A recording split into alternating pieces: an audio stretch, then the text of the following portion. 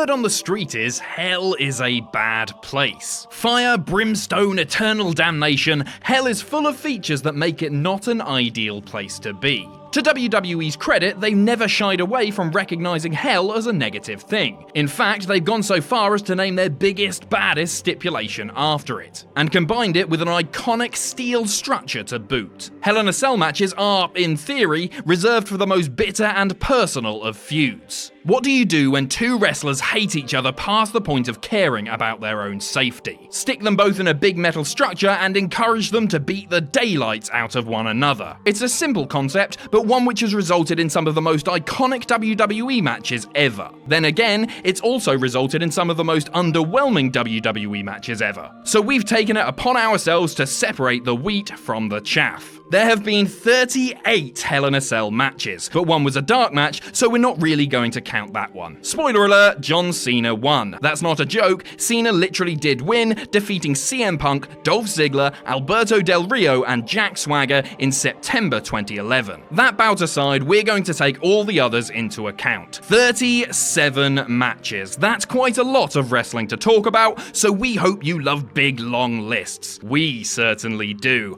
It honestly never gets old. I'm Adam Pacitti from Cultaholic.com, and this is every Hell in a Cell match ranked from worst to best. Join us! Number 37, The Undertaker and Steve Austin vs. Mankind and KANE, Raw, June 15th, 1998. Yes, the second ever Hell in a Cell match is also the weakest, and that's because it was barely a match at all. While waiting for The Undertaker to make his entrance, Mankind and KANE jumped Austin outside the cell while Paul Bearer locked himself in. Uh-oh, Paul, you big silly goose. Undertaker was actually under the ring and clawed his way up through the canvas like a gothic swamp creature. He beat up a defenseless Bearer, while Austin took care of KANE and Mankind on the outside, and that was it. Raw went off the air with Stone Cold battering KANE atop the cell, a finish more abrupt than the ending of All In. Or some nitros. Number 36, KANE vs. Mankind, Raw, August the 24th, 1998. Like the previous bout, this was more of an angle than a match. Again, it featured KANE and Mankind, this time in singles action. It at least featured some real spots rather than a few minutes of messy brawling, including a fall from the side of the cage through the announce table, and some nasty thumbtacks. Again, the end of the match featured surprise interference, as Stone Cold sprang from under the ring like an angry redneck mole and beat the hell out of KANE. Undertaker tried to save his brother, climbing the cell and kicking a hole in the roof. Unfortunately for the Phenom, the structure was then raised, leaving him stranded high above the action. Number 35, The Undertaker vs. Big Boss Man, WrestleMania 15. Now for some real wrestling, sort of. Alongside Taker vs. Giant Gonzalez at WrestleMania 9, this match is thought to be one of the worst of the Dead Man's undefeated streak. After 10 minutes of slow brawling, Boss Man was put away pretty easily, but the aftermath completely overshadowed the match itself. In one of the most controversial moments in Mania history, Undertaker and the Brood fixed a noose around Boss Man's neck and hanged him from the roof of the cell. A striking visual, but a pretty disturbing one nonetheless. Commentary took this moment very seriously indeed, at least for a few minutes until Boss Man was carted to the back because it was time for Rock and Austin in the main event. Number 34, KANE vs. The Undertaker, Hell in a Cell 2010. The careers of KANE and Undertaker are inextricably linked, and considering the massive impact both men have had on WWE history, it can be hard to admit that their matches have often been a little bit boring. Yes, it's safe to say that KANE and Taker sometimes don't share the best chemistry, something that the Hell in a Cell stipulation couldn't really solve. The main event of Hell in a Cell 2010 saw Undertaker trying to rip the World Heavyweight Championship away from his demonic brother. You'd usually put money on Taker in that situation, but he brought Paul Bearer along anyway for extra good luck. Big mistake.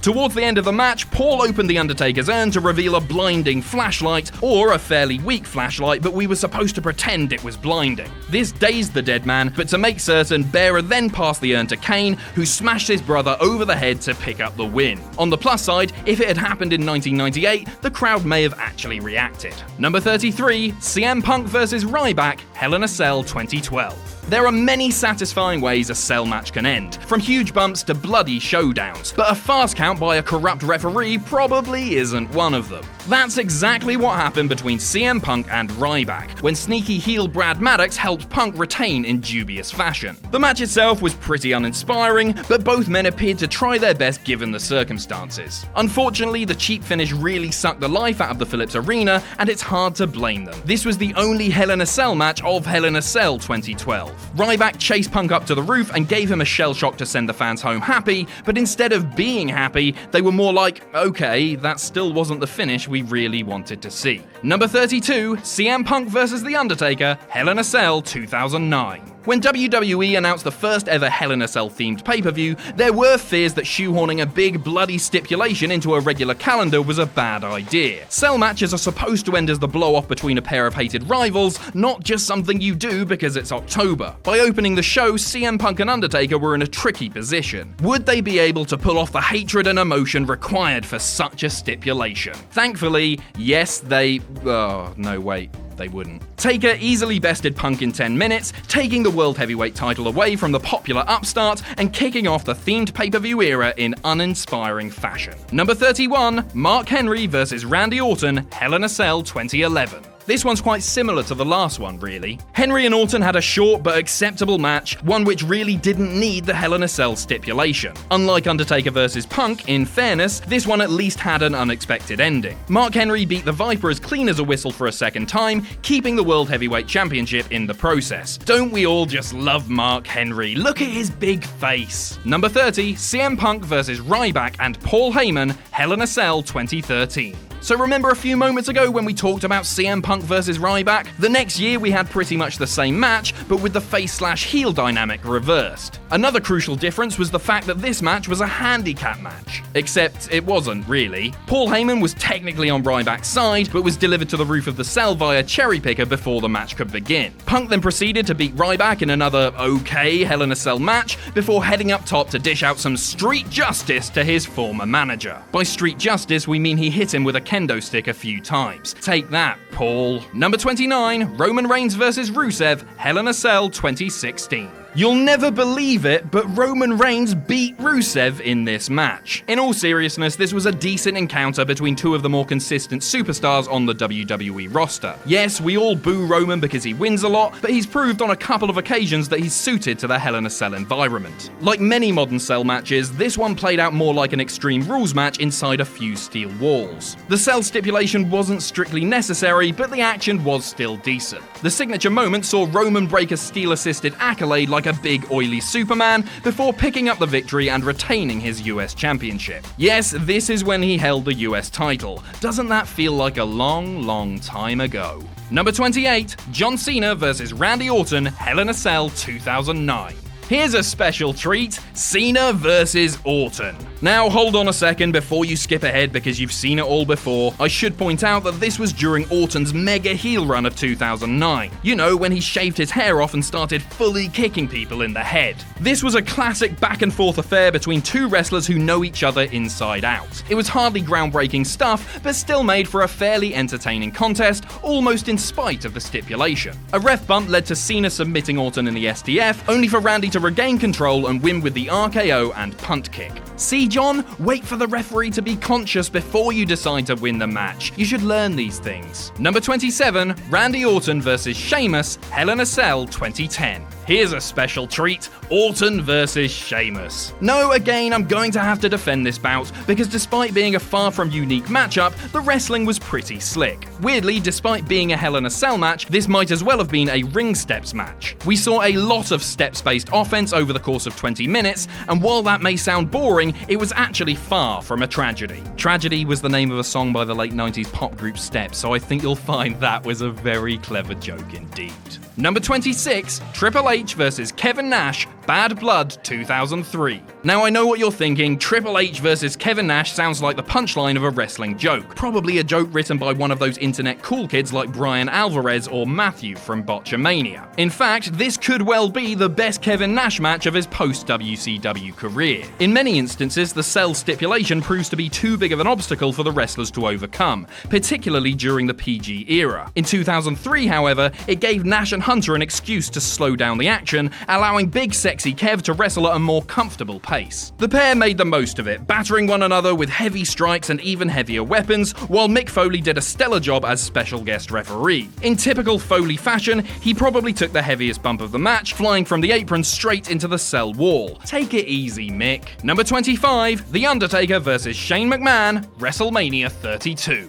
Without question, Shane McMahon's elbow drop from the top of the cell is one of the most iconic moments in Hell in a Cell history. That much is certain. However, that aside, there were a lot of things wrong with this match. I'm going to list a few now. Number 1, we were expected to believe that Shane O'Mac could hold his own against The Undertaker in a Hell in a Cell match at WrestleMania. Number 2, Michael Cole almost ruined Shane's dive by yelling, "For the love of mankind!" a line that was probably more subtle and clever in his head the night before. Number 3, there was a whole storyline involving Vince McMahon's lockbox or something. I'm not really sure what was going on. Did we ever find out what was in the lockbox? I don't think we did. But still, it gets bumped up a few places here because Shane gave us a terrifying cell moment for the ages. Number 24, Seth Rollins vs. Dean Ambrose, Hell in a Cell 2014. I'm willing to hold my hands up here and admit that this should be far higher on the list, and could arguably be seen as one of the best Hell in a Cell matches of the modern era. It featured frenzied, non-stop action, a pair of scary bumps from the side of the cell through the announce tables, and a rivalry actually worthy of the stipulation. Then came the finish. Just when it looked as though Ambrose was about to gain revenge on the man who broke up the Shield, the lights went out, and a bloody hologram appeared in the ring.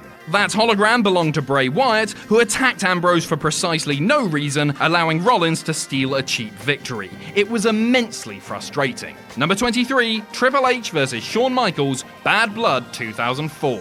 Hell in a Cell matches often go long, and that's fine because they're supposed to be big and epic and grand. In 2004, however, Triple H and Shawn Michaels proved that 47 minutes may be a little bit too long. This is the longest cell match in history so far, and while it did feature high drama and an amazing effort by both men, it does feel a little bit overblown on repeat viewing. Predictably, both men were caked in blood by the closing stretch and seemed utterly exhausted by the closing stages. Remember in the first Pokemon movie where the two Pikachus slowly slap each other over and over again? It was a little bit like that. Triple H won by hitting the pedigree a couple of times, a tactic I wish he'd thought of about 15 minutes earlier. Number 22, Daniel Bryan vs. Randy Orton, Hell in a Cell 2013. We really struggled where to place this bout, because as you may have noticed by now, we're not huge fans of Hell in a Cell matches with cheap endings. Bray. Still, when Daniel Bryan was screwed out of a chance to reclaim the vacant WWE Championship, it was simply a stepping stone to his ultimate triumph at WrestleMania 30, so we can sort of understand why it was booked this way. This was a damn good match until Triple H came out to distract special guest referee Shawn Michaels. HBK then got clobbered, forcing the officials to open the cell and check on him, allowing Triple H and Bryan to attack one another. Shawn recovered, saw Bryan beating up Triple H, and nailed him with the sweet chin music, because he and Triple H are best friends forever, no give backsies. Number 21, John Cena vs. Randy Orton, Hell in a Cell 2014.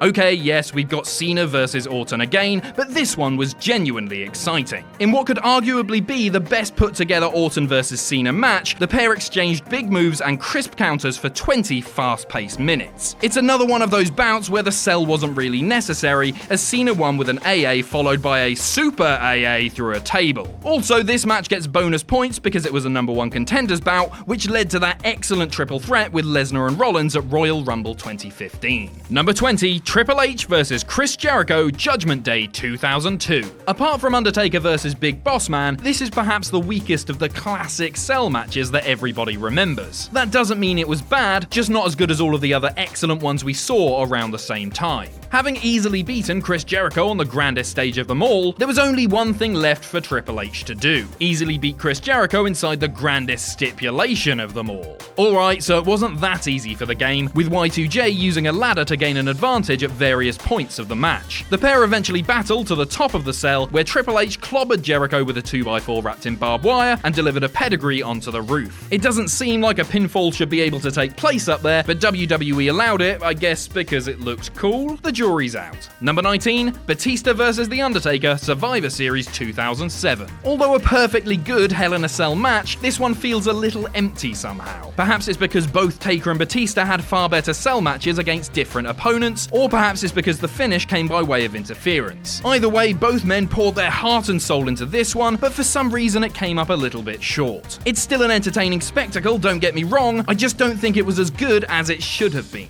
The ending came when Edge cost Undertaker because he'd been disguised as a cameraman the whole time. Classic Edge. What's he like? Number 18, The Undertaker vs. Randy Orton, Armageddon 2005. We've got a little bit of a confession to make with this match. It probably should be lower on the list, but it's just so over the top and chaotic, it's become an office guilty pleasure. Quite simply, everybody bleeds in this match. Undertaker gets busted open, Orton gets busted open, Orton's dad gets busted open, and he was on the outside. Nick Patrick, the referee, gets busted wide open. On a more serious note, this match did provide us with a very good near fall, as Orton reversed a tombstone attempt into one of his own, only for the dead man to kick out at 2. This seemed to awake something in The Undertaker. You do not steal another man's finisher unless you're willing to face the consequences, Randy. The consequences turned out to be a handful of big moves and a clean pinfall for Mean Mark Callis. Number 17, Kurt Angle vs. Steve Austin vs. Triple H vs. The Undertaker vs. The Rock vs. Rikishi, Armageddon 2000. Hell in a Cell matches are supposed to be total anarchy, and I understand that, but sometimes they get a little bit too crazy. This six-way felt like when you sober up in the middle of a nightclub, and you look around and wonder what on earth is going on. Why is everybody dancing like that? And is anybody going to tell Big Pete to get down from that table? In this instance, the role of Big Pete was played by Rikishi, who took a chokeslam from the roof of the cell into a nearby flatbed truck. Don't worry, there was a lot of sawdust to break his fall. Sawdust. In the end, Kurt Angle stole a pinfall to retain his title, which honestly felt like an anticlimax after such a chaotic contest. Number 16, Sasha Banks vs. Charlotte Flair, Hell in a Cell 2016. Not only was this the first ever women's Hell in a Cell match, it was also the first women's match to main event a main roster WWE pay-per-view. Sasha and Charlotte both brought the required amount of intensity, tearing into one another over the course of a compelling, hard-hitting bout. Unfortunately, the finish was ruined slightly as Charlotte repeatedly tried to put Sasha through a table, only for the table to refuse to break. Still, it was a good match overall, and certainly better than the first ever women's Money in the Bank ladder match, which, in case you've forgotten, was essentially won by James Ellsworth.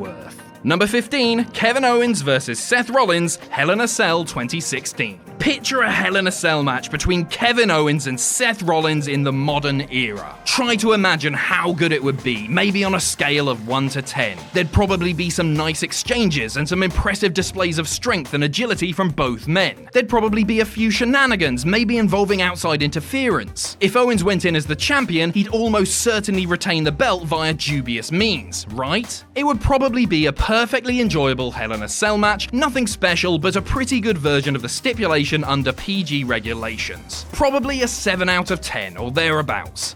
Yes, you've just described it. That's exactly how it went. Number 14, Roman Reigns vs. Bray Wyatt, Hell in a Cell 2015. Picture a Hell in a Cell match between Roman Reigns and Bray Wyatt in the modern era. Imagine how good it would be, maybe on a scale of 1 to 10. Now stop that immediately, because this match was actually far better than a lot of people expected. Roman and Bray are both problematic characters in WWE because one wins all the time and one does things with no rhyme or reason. Despite that, it turns out that together they can put on a damn good contest. This was one of the hardest hitting cell matches in recent memory, as the pair slammed one another into the walls and threw tables tables with reckless abandon. Yes, Roman won, and we all knew he would, but the journey to get there was a fun one regardless. Number 13, John Cena vs CM Punk vs Alberto Del Rio, Hell in a Cell 2011. This may honestly be the most underrated Hell in a Cell match of all time. We barely even remembered it when researching this list, but go back and watch it again. It's fun and dramatic in equal measure, like a fight at a party between two people you don't know. The story here was that John Cena needed to defend the WWE Championship against two men, babyface Punk and heel Del Rio. Unfortunately for Big Match John, he found himself locked out of the big match, and was forced to watch as Del Rio brutalized Punk with a lead pipe, taking his title in the process. Then the Awesome Truth jumped in the ring afterwards and got themselves arrested, then Triple H beat them up even though they were in handcuffs anyway. It was quite weird. The match was good though, hooray! Number 12, Kevin Owens vs Shane McMahon, Hell in a Cell 2017. As frustrating as Shane McMahon's feud with Kevin Owens was, it did at least lead to a very intense Hell in a Cell match. For the most part, this followed the standard Shane McMahon versus actual wrestler blueprint, but things took a crazy turn when both men headed up to the top of the structure. When there are high things around, it's almost a guarantee that Shane's going to jump off them. This match teased several huge bumps from the top, with KO chickening out of a cell dive at one point because, fair enough, I wouldn't want to do that either. Shane McMahon would though, and launched himself into a repeat of his WrestleMania elbow drop. Again, he missed his opponent. This time, however, it was because of a shocking twist. To the surprise of everyone, Sami Zayn appeared out of nowhere to turn heel and pull his mortal enemy to safety, leaving Shane to crash and burn.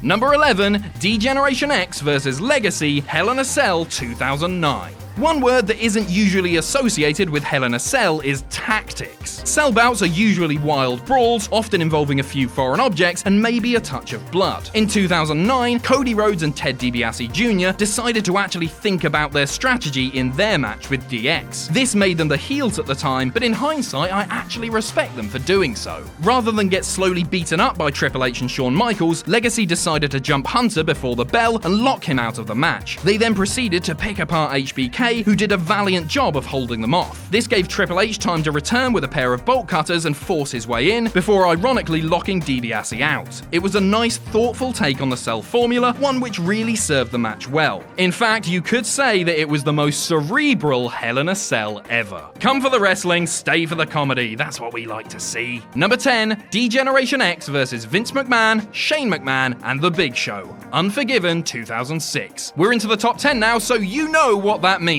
That's right, we want to see a 61-year-old man's head shoved directly into a giant's anus. Luckily, at Unforgiven 2006, that's exactly what we got. Vince, Shane, and Big Show may have had the numbers advantage over DX, but crucially, they didn't have the sheer ruthlessness of Triple H and Shawn. Yes, lovable babyface's DX showed quite a mean streak in this match, crushing Shane's larynx, knocking the Big Show unconscious, and shoving Vince's head straight up the Big Show. We've already covered that part. Triple H secured the victory by genuinely trying to take Vince's head off with a sledgehammer, because sometimes wrestling doesn't need to be complicated. Number 9, The Undertaker vs Brock Lesnar, Hell in a Cell 2015. This was a big, messy, hard-hitting brawl, and it's easy to love every second of it. In one of the most intense Cell matches on this list, Brock Lesnar gained revenge for The Undertaker's dubious win at SummerSlam, and did so in emphatic fashion. This was a tale of two very large, very strong men wrecking each other, as well as the environment around them. By the end of the match, a section of the canvas had been uprooted, and Lesnar had taken a chokeslam and a tombstone onto the wooden boards. He still won, because he's Brock Lesnar. Unfortunately, the Wyatt family took some of the spotlight afterwards, abducting Undertaker and kickstarting a feud for Survivor Series. Still, this was a great match, and many people's favourite of their 2015 trilogy. Number 8, The Usos vs The New Day, Hell in a Cell 2017. Could this be the best Cell match of the modern era? We certainly think so. Two of the WWE's best tag teams decided to kick the hell out of one another over the course of 22 glorious minutes. This bout wasn't sheer brutality, however. There were examples of clever teamwork and even a little ingenuity from the New Day, who trapped Jey Uso in the corner of the cell with a makeshift kendo stick jail cell. Ultimately, it wasn't enough, as the Usos won with their patented super kicks and handcuff strategy, a wise one in hindsight. Number 7, Shawn Michaels vs The Undertaker, In Your House, Bad Blood. Please, I'm begging you, don't hate us too much. Yes, the first ever Hell in a Cell is regarded as an all-time classic and one of the most important moments in WWE history. It not only introduced a timeless stipulation, but it also gave us one of the best debuts in wrestling history as a whole. It's not that we think that it's overrated, not at all, we just think that a lot of the matches ahead of this one are underrated, and hopefully you agree once we get to them. We're very sorry. Anyway, you all know how this went. Taker absolutely dominated Shawn, who attacked a cameraman and forced the cell to be opened. He escaped for a little while, but the Undertaker chased him down and caused him to crash through the announce table. The match seemed to be a foregone conclusion until the now iconic music hit and Jack Swagger made his shocking debut. Okay, fine, it was KANE. KANE made his debut and ripped the cell door off. History was made. Number 6, The Undertaker vs. Edge, SummerSlam 2008. Poor Edge and poor Undertaker. In attempting to wrestle a modern cell match for the PG era, they ended up destroying one another in one of the most destructive bouts in the stipulation's history. Full credit to both men here, who put their bodies on the line for our own sports entertainment. Taker was speared through the cell wall, and again through one of the announce tables. Edge found himself chokeslammed off the top rope through a stack of tables on the outside. PG rating or not, this was not a match for the faint of heart. Still, the most infamous moment actually came after the final bell. Having won the bout, Undertaker began to make his exit before turning back to the ring and dealing a final blow to the rated R superstar. This wasn't any ordinary final blow. Edge was chokeslammed from a ladder through the ring, and then the hole he created was set on fire. In conclusion, Undertaker didn't like Edge very much around this time. Number 5, Batista vs. Triple H, Vengeance 2005.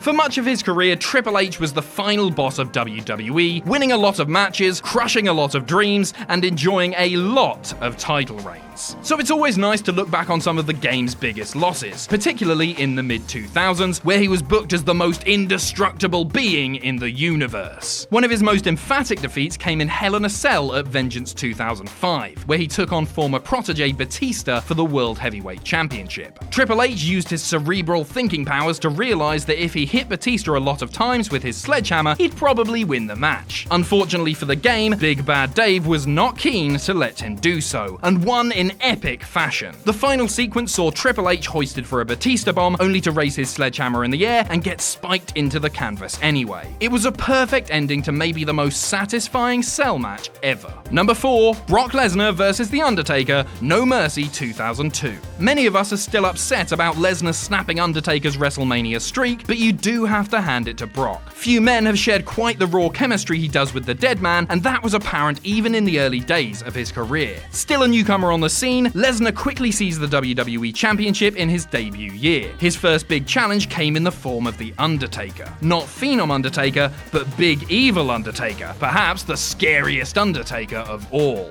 Just look at that bandana. In one of the bloodiest cell matches ever, Lesnar and Undertaker tore into one another with real sadism. Even Paul Heyman was busted open as Taker grabbed him by the tie and yanked him repeatedly into the mesh. Lesnar eventually picked up the win, F5ing Undertaker despite having lost a lot of blood throughout the match. He certainly deserved a nice cup of tea after that, and I hope he had one. Number 3, The Undertaker vs. Mankind, King of the Ring 1998. What else is there to say about one of the most iconic wrestling matches ever? In case you somehow haven't seen Undertaker vs. Mankind, it's less a wrestling match, more an attempt to get as close to death as possible without actually dying. In fairness to Foley, he came pretty close on 2 terrifying occasions. The first bump is legendary, Undertaker carting Mankind off the roof of the cell into oblivion. The second, however, is probably even more scary. Taker chokeslams Foley through the ceiling, sending him plummeting straight down onto the canvas below. The crunch is unforgettable in a bad way, as Foley lies legitimately unconscious. The fact Mankind actually survived this encounter is a miracle, but actually getting up and finishing the match is simply outrageous. Number 2, The Undertaker vs. Triple H, WrestleMania 28. Honestly, you could take the cell away from this match and it would still largely be the same. The stipulation was almost ceremonial here, as Triple H and Taker did battle in an end of an era bout on the grandest stage of them all. The pair put on a match of the year performance full of storytelling expertise and ring psychology gained through years of experience. But they weren't the only key factors here. Shawn Michaels put on maybe the best special guest referee performance of all time, selling every drop of emotion the two competitors squeezed into existence. It also featured maybe the greatest near fall of all time, as Undertaker's streak was put into serious jeopardy after a sweet chin music / pedigree combo. To the relief of just about every wrestling fan around the world, he kicked out. Number 1, Triple H vs Cactus Jack, No Way Out 2000. Just about every match on this list can be separated into one of 2 categories. Matches that are bloody and brutal, but maybe aren't the best psychologically, and matches that are technically sound, but lack the violence of the traditional Hell in a Cell stipulation. This bout, however, between Triple H and Cactus Jack is maybe the best blend of storytelling and carnage ever seen in Hell in a Cell. The pair had already attempted to basically murder each other 1 month prior at the Royal Rumble in a terrifying street fight that you definitely won't have forgotten if you've ever seen it. This time, they upped the ante further, throwing Foley's favourite match type into the mix. To make things even more dramatic, Triple H's title and Mick's career were both on the line. The closing moments of this match are both ridiculous and superb, as the pair battle atop the cell with a flaming 2x4 between them. Eventually, Foley finds himself backdropped through a panel of the roof, mimicking his horrific fall at King of the Ring 1998. Triple H does brilliantly here, slowly tiptoeing over to Mick's carcass and nudging him with his foot. He absolutely freaks out when Foley is revealed to be awake and puts him away with a climactic pedigree. It's brutal and brilliant at the same time, and in our opinion, no cell match has topped it before or since. So that's our list. We hope you've enjoyed our ranking of every single goddamn Hell in a Cell match. Let us know what you think in the comments, and you can follow me on Twitter here. If you enjoy what we do here at Cultaholic, you can pledge to our Patreon. That's patreon.com/Cultaholic. And most importantly, don't forget to hit subscribe and join us.